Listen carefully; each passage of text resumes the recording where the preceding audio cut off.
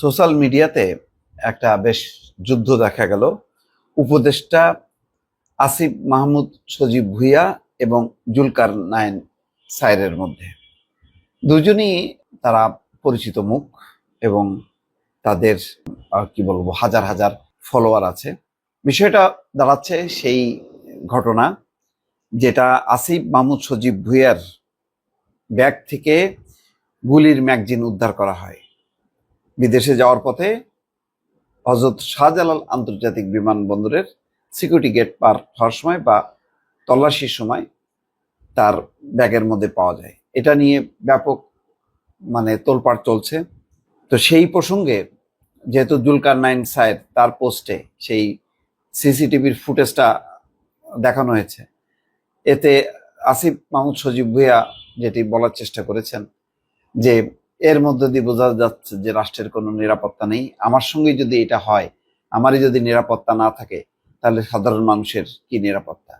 তার উল্টা জুলকার নাইন সায়ের যেটা বলেছেন যে অনুসন্ধানী সাংবাদিকতার এটা একটা অংশ, বরং এইগুলির মধ্য দিয়ে কোনো অনিয়ম অনেক কিছু প্রকাশিত হয় এবং এটা নতুন কিছু না, এটা বিশ্বব্যাপী এটা হচ্ছে। এবং এই কারণে বিশ্বের বড় বড় যত ওয়াটার গেট কেলেঙ্কারি সহ অনেক কিছুই এসব অনুসন্ধানী সাংবাদিকতার মধ্য দিয়েই প্রকাশিত হয়েছে। এটাকে গোয়েন্দা বৃত্তি, রাষ্ট্রের নিরাপত্তা, এগুলো বলা মানে হচ্ছে সাংবাদিকতার টুটি চেপে ধরা। তো যাই হোক, আসিফ মাহমুদ সজীব ভুঁইয়া কি বলছেন যে তিনি বুঝতে পারছেন যে পিস্তল কেন, মিসাইল সঙ্গে রাখলেও আপনি আমি কেউ নিরাপদ না। এবং তারপর পরই জুলকার নাইন সায়েরও পাল্টা তার জবাব দেন। আসিফ মাহমুদ বলছেন, যেভাবে মুহূর্তের মধ্যে দেশের প্রধান ইন্টারন্যাশনাল এয়ারপোর্টের সিসিটিভি ফুটেজ এজেন্সির মাধ্যমে বিদেশে অবস্থানরত কারো হাতে পৌঁছে গেল তা রীতিমতো ভয়ঙ্কর। এরা চাইলে যে কোনো দেশি বা বিদেশি সন্ত্রাসী গোষ্ঠী, গুপ্ত হত্যাকারী কিংবা বিদেশি গোয়েন্দা সংস্থার কাছে আমাদের real time location, schedule, sensitive information সহ অর্থ কিংবা স্বার্থের বিনিময়ে যে কোনো কিছু পাচার করে দিতে পারে।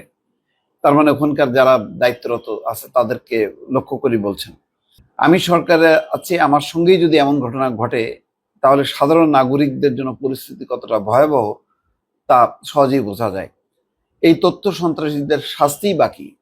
তিনি লিখছেন, যাদের দায়িত্ব শত্রুর উপর নজরদারি করে আমাদের জাতীয় নিরাপত্তা নিশ্চিত করা, তারা এখন নিজেদের সব শক্তি এবং জনগণের অর্থ ব্যয় করছে দেশের নাগরিকদের উপর নজরদারিতে, টার্গেটেড চরিত্র হননে। লেজিট কিছু না পেয়ে উদ্ভট এবং হাস্যকর বিষয় নিয়ে আক্রমণ করছে। দুর্ভাগ্যজনকভাবে গণ অভ্যুত্থানের কিছু তথাকথিত অংশীজন এবং হাসিনা পুত্রের বক্তব্যে এখন আর কোনো পার্থক্য থাকছে না বলেও লিখছেন। তিনি বলছেন, আশার কথা হলো বাংলাদেশের জনগণ এখন পূর্বের থেকে যে কোনো সময় অনেক বেশি সচেতন। গণ অভ্যুত্থানের নেতৃত্বের সঙ্গে অনাকাঙ্ক্ষিত কিছু ঘটলে কারা ঘটিয়েছে বা কারোরই বোঝার বাকি থাকার কথা না। জুলকার নাইন সায়ের তার উত্তর দিচ্ছেন, সাধারণ নাগরিকদের জীবন সাধারণই থেকে যায়। সাধারণ নাগরিকদের জীবন সাধারণই থেকে যায়।